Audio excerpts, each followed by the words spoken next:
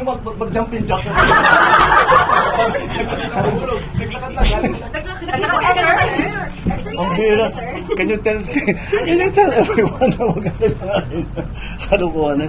Ayan o, this is, hindi it's at the tape. It is, I am carrying my statement for this afternoon, which is what I'm going to make. It is April 14. We're going to talk about the excise tax. So this has been done today. And I challenge anyone who are saying that I am sick, that they come and exercise with me.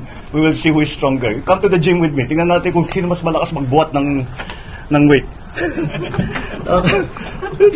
Pero alam mo, gusto ko nga sabihin, ang mga kababayan naman natin, ngayon, tiniyak ko na makita ninyo na hindi totoo yung mga sinasabi nila, na kasinungalingan yan.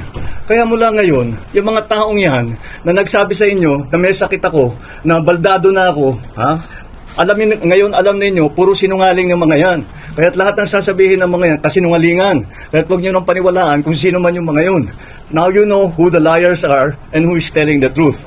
And once again, I think it's very, very easy and very clear that I'm in very, very good health. I just had everything. My numbers are. I just had my regular blood test kasi nagpapaano ko ng vitamins and everything, and I'm fine.